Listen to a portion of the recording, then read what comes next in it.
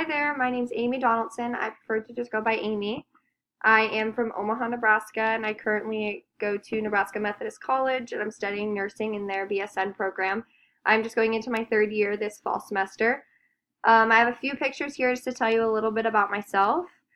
In my free time, I love to travel and spend time with my friends and family.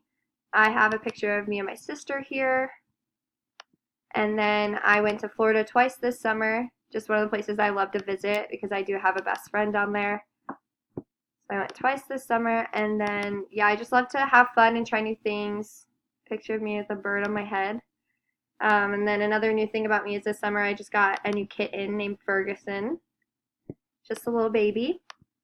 For my future career goals, after I get my RN and BSN, I want to be a labor and delivery nurse here in Omaha at our women's hospital. And I want to do that for a couple years and go back and get my master's and maybe teach with that. I'm not really sure yet. But yeah, I'm really excited for this course because I'm going to gain a lot of new knowledge and build on the knowledge that I had prior to coming into this course as well. Yeah, so thank you.